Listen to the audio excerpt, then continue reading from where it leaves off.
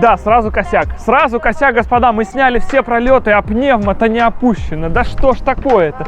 Это же все было некрасиво, ужасно. Сейчас мы все это сделаем. И вот так, и смотри, сейчас будет.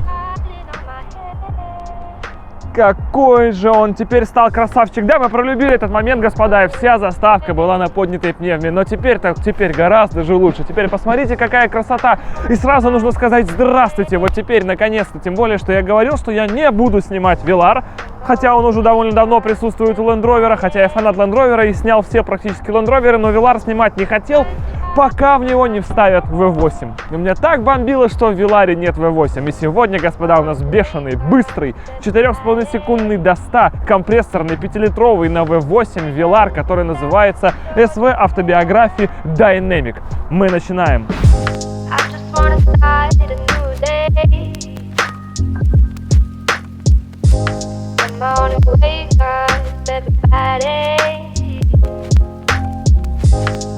Sun shining on my head. The morning wake up, everybody. Take a little time to hold your head up. The morning wake up, everybody. Sun shining on my head.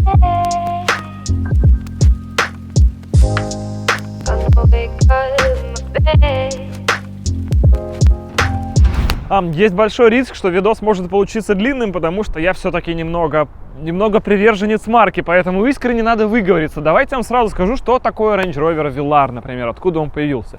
В классификации Land Rover есть Range Rover, и даже внутри Range Rover есть своя внутренняя классификация. Вышний, естественно, вседозволенный и самый божественный, так называемый истинный, это Range Rover. Без каких-либо приставок. Запомните это. Не Vogue, не какой-либо еще. Просто Range Rover. Vogue это вообще вот Range Rover Vogue. Какой у тебя Range Rover? У меня Vogue. Да что ж такое-то? Нет, ну есть Range Rover Vogue, но Vogue это просто комплектация, понимаете? Vogue это не модель, это не кузов, это просто комплектация, не более того. Есть просто истинный Range Rover, самый большой, как у меня. Шик, блеск, дорого, классно, едем, комфорт. Далее есть Range Rover Sport. Это поменьше, как у меня был SVR. И есть Range Rover Velar и Evoque. Так вот, изначально Velar появился, потому что самый маленький в семействе Range Rover'ов Evoque был слишком далеко от спорта. И людям, которые продавали Evoque, пересаживаться сразу на спорт было тяжеловато и по финансам, и психологически, потому что, очень разные автомобили. Поэтому было решено ввести промежуточный вариант, которым и стал Velar. Если его ассоциировать с конкурентами, то это довольно сложно, потому что Velar на самом деле больше Macan, он больше X3, он больше GLC, но при этом вроде как играет в том же ценовом диапазоне с небольшим, естественно, в плюс хвостиком, потому что Velar вроде как и большой, при этом вроде как и маленький, и вроде как обладает всеми чертами Land Rover, хотя и, естественно, в усеченном варианте. Поэтому и по комплектациям, и по возможностям он обязан уступать и истинному Range Rover, и спорту. Хотя в нем, да, есть пневма, но она опциональная. Единственное, чего в Velar не будет никогда, и что ярко отличает его от спорта, это наличие понижающей передачи. Вот ее в Velar вы не купите ни за какие деньги. Ни опционально, никогда понижайки нет. И именно в этом пупсике проблему с понижайкой резво решит V8 на 550 лошадиных сил. По-моему, это первый раз, когда в Range Rover 5-литровый компрессорный мотор даже без верхней крышки присутствует. Это, кстати, не упрощение по цене, это потому что машина действительно маленькая, и впихнуть сюда V8 было сложно. Если не ошибаюсь, 3, по-моему, года или 2 года Velar производился без V8, и только в конце появилась эта версия от SVO, Special Vehicle Operations, это придворная кастомное ателье, вроде как типа M-Division или AMG, что-то вот такое. Самое главное, что это модификация SV Автобиографии Dynamic. Опять нужна историческая справка. Капец, как мы начинаем. Что такое вообще SVA и SVO? Здесь вам, ребят, придется походить. Значит, только фанаты марки поймут, вот что сейчас не так. Вот кто-нибудь, вот один сюда, смотрите. Значит, если у нас есть, во-первых, ни одного шильдика SVO нет вокруг на машине. Ни одного. То есть это SV Автобиография Dynamic, я вам подчеркиваю. Это как M без единого шильдика M, вы представляете? какая-нибудь М340, ни одного шильдика М нет, вообще нигде. Аналогичная ситуация, это СВО, в котором нет ни одного шильдика СВО. И даже если мы откроем дверь, это обычная шильда Велара. Опять же, не СВО шильда, здесь этого нет. Хорошо. При том, что все признаки, ну не все, а частично признаки СВО есть. У нас специальные буквы на капоте, которые являются отличительным признаком именно СВ автобиографии. У нас есть специальные шайбы гофрированные, такие не гофрированные, такие граненые шайбы. Естественно, это специальная графика на приборной панели. Еще несколько отличительных черт, но при этом это СВ автобиографии.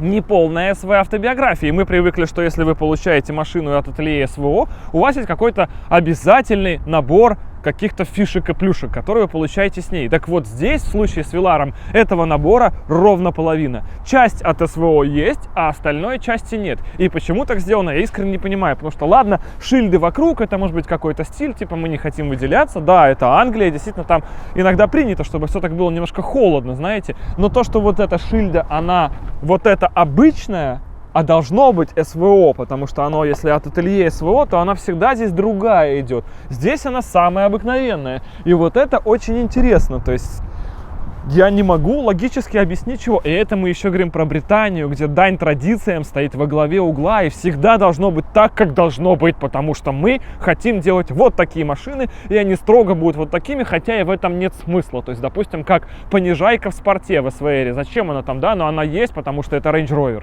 И он должен быть с понижайкой, как в Тхеве тоже, да, мало кто ее вообще использует, кроме меня, но она есть. И здесь, казалось бы, незыблемые факторы отсутствуют. Это интересно. Но при этом здесь есть такая же тема, как с многими машинами от ателье СВО.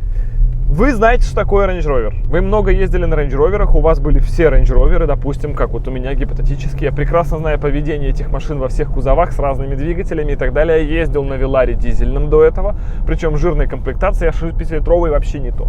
Другой по ощущениям руль совсем, он гораздо более тугой даже в комфортном режиме. У вас совершенно другая подвеска, она злая, она взъерошенная, по-другому работает мотор и коробка. Это все признаки вот этого подразделения СВО. Едет он 4.5, впрочем, это не сенсация, и, конечно, что все его конкуренты, я думаю, что Macan S или M3, X3M, вот так это будет называться, будут ехать быстрее. Но, с другой стороны, он же единственный из всех в классе, кто на V8. А еще у нас есть, смотри, секундомер здесь. Время круга, причем, который может мерить при помощи штатной GPS-системы. Ну, этот акселерометр, да, то есть можно перегрузки свои посмотреть, какие они будут. И еще и график. Ну-ка, вот это интересно, зачем нам это? Так, давай, Dynamic на всякий случай. Все-таки спорт. Ну, вдруг у нас тут что-то. О, он, смотри, пишет, с какой силой я нажимаю на педаль тормоза. Видишь? Вот это интересно, зачем? Вот так это делается. Блин, он очень хорошо прыгает по ощущениям. Компрессорный 4.5, все логично. Все логично. Вот, блин, как мне нравятся эти моторы. Я слишком долго с этими машинами, с этими моторами. Я точно знаю, какой результат и почему так происходит. Очень замечательно он прыгает с места. Этот компрессорный подхват, это 4.5, этого немного. То есть понятно, что по современным меркам там, блин, X5M едет, там уже из 4 выезжает, Урусы 3.7, Трек-Хок 3.7 и так далее. Уже куча машин, которые едут быстрее. Фишка в другом. Это совершенно другие компрессорные ощущения. Вот от Трек-Хока похожие же ощущения. Он тоже прям с места и сразу уходит в космос. Прям все. Выстрелили, просто замечательно подхватывает. Пушка 4.5. Все, ему просто все равно, он будет шпилить их вечно, поскольку это компрессорный V8. Давайте традиционная тема. 100, 0, 100, 100.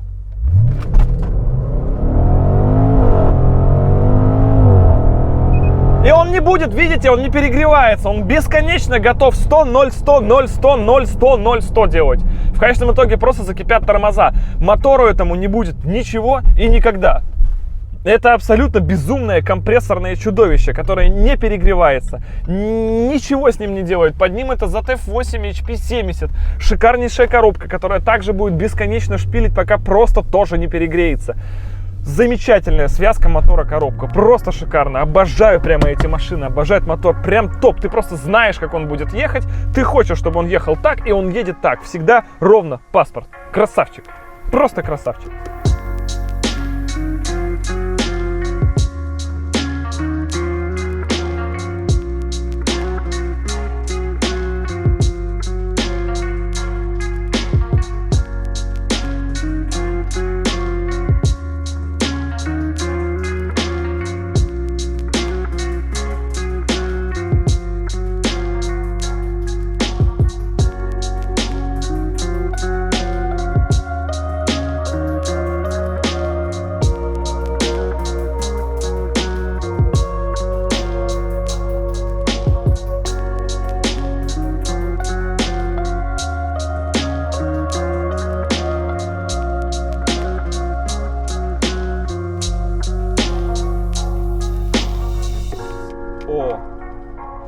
это опциональный Meridian, я только не знаю, на сколько он ватт, но по ощущениям это чуть ли не киловаттный, прямо, или 900. Смотри, смотри, смотри, смотри, смотри.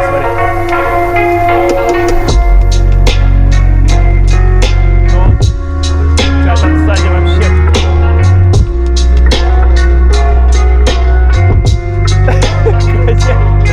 Короче, классический звук Range Rover, что я могу сказать? Ребята, знаете, когда ты давно его не слушаешь, потом садишься в Range Rover, так включаешь, и прямо вот аж слезы начинают наворачиваться, потому что больше ничего не надо. Meridian, это, конечно, гениально настроенный. Ну, Harman Kardon на самом деле делает Meridian, но неважно, музыка на самом деле топовая. Причем я уже специально заранее, до того, как это все слушать, убрал все настройки в нули. По-моему, только я немножко баса накинул, если сейчас мне не изменят. Нет, все в нулях. Смотрите, вот proof, пожалуйста. Мы это одним дублем пишем и без проблем. Че ты постоянно ржешь там сзади? Какое-то у вас сегодня настроение прям. Мы снимаем Range Rover, все, у нас все хорошо, нас расслабило, мы там прям ха-ха. Что я хочу сказать? Что это фирменное звучание Range Rover. У него дикие мид-басы, совершенно сумасшедшие мид-басы. То есть огромные басовые динамики вставлены во все двери. Саб сзади. И на маленьком кузове, именно на Velar, это дает другое звучание. Оно не такое концертное, как на истинном Range Rover, не такое, как на спорте, но оно свое и все равно шикарное, безумное. Потому что для меня вот музыка в машине прям это супер важно. Если я себе покупаю тачку, я обязательно заказываю практически топовую, максимальную музыку, чтобы просто от этого кайфовать. Поэтому для меня, в том числе, кстати, очень важные темы, пацаны, вот просто хочу вам посоветовать. Есть такая подписка, называется Яндекс.Плюс. Вы оплачиваете 199 рублей в месяц и получаете благодаря ней доступ и к Яндекс.Музыке, и к Кинопоиск HD. Таким образом, вы не паритесь, днем слушаете музыку, вечером приходите, можете еще кинчик глянуть. И все это за одни 199 рублей. Не нужно платить там, сям, везде, продлевать бесконечные доступы. Плюс за эти деньги открывается еще куча других кайфов в разных сервисах Яндекса. Мне еще особо кайфово, что, знаете, она собирает вот эти вот плейлисты на основе моих предпочтений. То есть я просто лайкаю треки, которые мне понравились, а киберразум Яндекс.Музыки автоматически делает похожие по звучанию или по стилю треки. Таким образом, я всегда что-то для себя открываю мне интересное и для меня новое. И если вы не любите музыку, там есть подкасты. То есть можете просто вдумчиво ездить и слушать подкасты. И они также формируются на основе ваших предпочтений. На любое ваше настроение система автоматически подберет то, что вам может быть интересно. Ну и само собой, если где-то есть слабый интернет, есть функция эти треки закачать предварительно и потом слушать их без интернета. Это вообще не проблема. Ну а те, кто любит посмотреть кино, без проблем, есть Кинопоиск HD. Там собрано более 7000 фильмов или сериалов. И все это без рекламы и в высоком качестве. Так что, если вы любите качественные фильмы и качественную музыку, подписывайтесь на Яндекс.Плюс. И по моему промокоду Академик90, он будет в описании, первые 90 дней для вас будут абсолютно бесплатными. Не благодарите. Почему-то эти ручки вызывают до сих пор массу вопросов. У меня все соседи в деревне спрашивают, все друзья, да, даже пацаны спрашивали. Куча вопросов с этими ручками, что будет, они выезжающие. На самом деле нет, они не замерзают зимой, с ними нет никаких проблем. Если мы говорим вообще про выезжающие ручки, вся Tesla на выезжающих ручках. Jaguar F-Type, по-моему, с 10 или с 11 года выпускается с выезжающими ручками. Новый Mercedes 223 кузов с выезжающими ручками. 911 Porsche тоже уже с выезжающими ручками. Да все на самом деле на этих выезжающих ручках. Значит, вариантов сколько? Нажимаете пипку, она выезжает. Ну хорошо, мы закрыли. С ключа, естественно, вы можете нажать, она откроется. Вот сегодня Никито спросил, что будет, если просунуть руку и закрыть. Абсолютно ничего не будет, потому что эта ручка подпружинена. Более того, таким же образом машину можно открыть, если вам было интересно, совсем без брелка. Вот вы достаете из брелка отдельный элемент с ключом. Он делается вот так. Подходите, оп, оп, оп. Все, она спокойно отгибается. Там просто на пружинке запихиваете ключ и... Я делаю это впервые. Оп, нет. Ну... Соответственно, дальше вы как-то вскрываете машину. Ой, сейчас будет Цезарь опять звонить. Да что ж за боль такая с этим Цезарем. Вечно он все звонит. Короче, как вы поняли, открыть машину можно миллиардом разных способов. Ничего не будет, ничего не прищемит, ничего не отвалится, ничего не замерзнет. Я не понимаю, почему вдруг такой ажиотаж. Схема, конечно, понятно, что экзотическая, но довольно часто встречаемая уже в современном мире. Что интересно еще с Velar? Velar был первым среди тех, кто привнес Land Rover 2 монитора, привнес стиль, привез эту оптику именно. Velar был прямо таким новшеством. Он был первым из рестайлингов.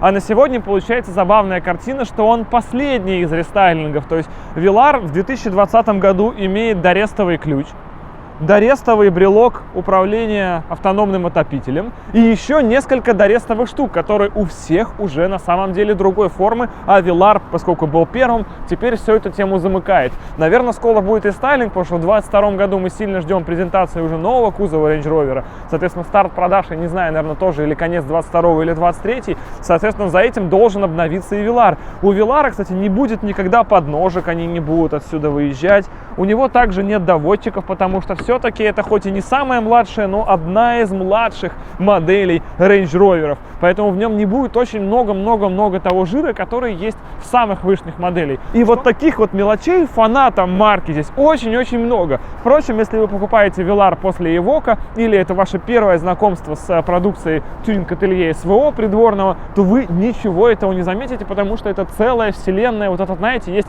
Вагадрочь, а есть LR-дрочь. И вот это он самый есть, что я его называю, именно LR-дрочь. Далее, мы не могли не сделать одной простой вещи. Надо проверить, как же будет ехать стоковый Velar против зашитого SVR. Кстати, вот он, Range Rover Sport SVR, тот самый, который был у меня, на котором сейчас ездит Павел из Reforma Styling. Ездит, в общем-то, и не тужит. Коробка не отвалилась, да, мотор пока еще заводится. В общем, масло не доливается никогда же, да. В общем, SVR, как вы видите, жив, ничего не развалилось, не отвалилось, несмотря ни на что, коробка на асфальт не выпадает, едет. Вопрос, сколько он едет, это хороший вопрос. Мы уже только что установили рейс-лоджиком, что вот у нас 4.5 и 4.6 в худшем случае. Если он с одной педали переставляется, то едет. Надо его сравнить. 630 лошадиных сил, 730 момента на 2550 килограмм веса. И 550 лошадиных сил и 630 крутящего момента на 2100 килограмм. При одинаковой размерности колес, при одинаковых коробках и одинаковых моторах. Виноват будет Борис Трахман из Urban Racers, потому что он шил SVR. Так что нам терять нечего, мы в полном порядке едем. Ты гуди! Давай ты гуди! Давай, хорошо. Раз, два, три!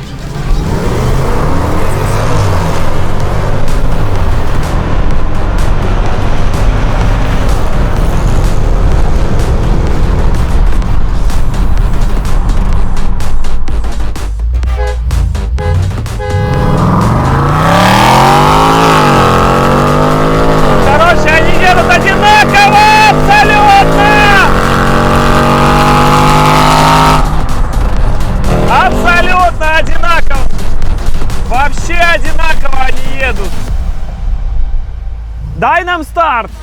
Мы не умеем бибикать и ехать!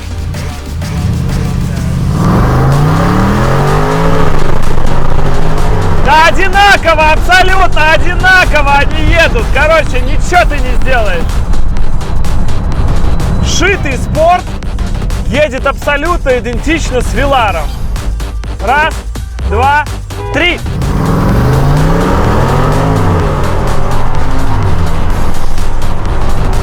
Короче, абсолютно одинаково они едут. Может быть, на пол корпуса выходит Velar и все. А так, на самом деле, никакой разницы. Нам просто не засинхронить никак старт. Кто из нас первый стартует, тот сразу прыгает. Причем, поскольку они едут ровно и очень быстро, то тот, кто стартует первый на долю секунды, выпрыгивает сразу на пол корпуса. И все. А дальше они висят практически одинаково друг у друга на хвосте, ну, в зависимости от того, кто первый. И больше ничего не меняется. Раз, два, три.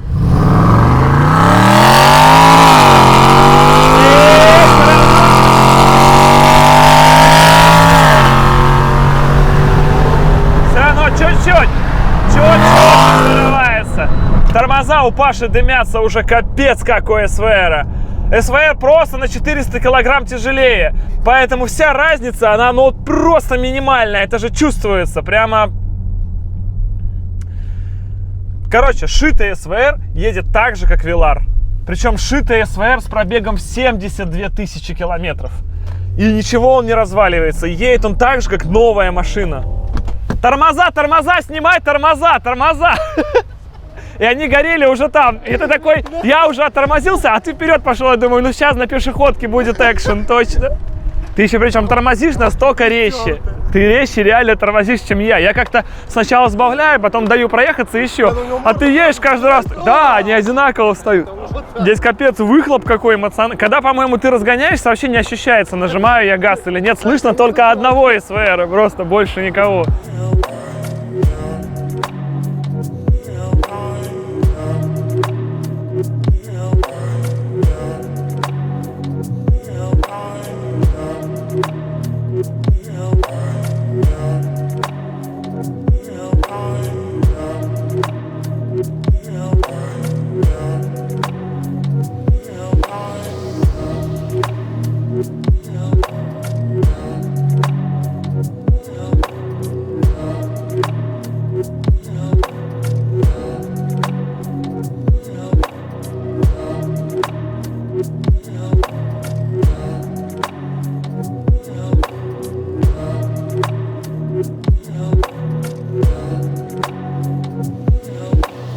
Так вот, сложив все опции, цены и возможные плюшки, надбавки, чтобы Range Rover стал таким же жирным, как конкуренты, то он будет по цене такой же, как конкуренты. 8 миллионов 200 тысяч против, допустим, 8 миллионов 100 или даже более чем 8 200 у других немецких производителей. И таким образом мы получаем, что Velar при всей своей якобы улетевшей цене 8 миллионов 200 тысяч вполне себе в цене. При этом нужно понимать, что он хоть и небольшой, но при этом и не маленький. Скажем, он больше будет того же и Макана, и чуть больше X3M на самом деле.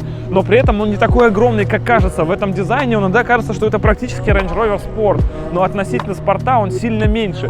И да, мы не ездили на трек и не проверяли его рулежку, потому что это все-таки Land Rover. Понятно, он что никогда не будет хорошо рулиться, как Porsche, и никогда он не будет хорошо рулиться, наверное, как Mercedes и BMW, но он из них всех самый внедорожный, у него самый большой ход подвески, у него есть пневмо. Плюс, на самом деле, он единственный, кто самый честный. Это 5-литровый компрессорный V8 на 550 лошадиных сил, который, казалось бы, самый медленный, но он шьется в 630 сил. И если Range Rover Sport SVR на чипе едет 4,2, то этот смело будет ехать или 4 ровно, или выезжать из 4, что делает его таким же быстрым, как конкуренты, но на V8, который стартует просто с правой педали. Ему не нужны ланчи, и он при этом будет невероятно ресурсным. Этот мотор будет 10 лет дубасить и точно никогда не ляжет. И эта коробка, которая за ним, также будет вечной. Шедевральный V8, который поставь в любую машину, и она становится крутой. Даже если это Range Rover Velar.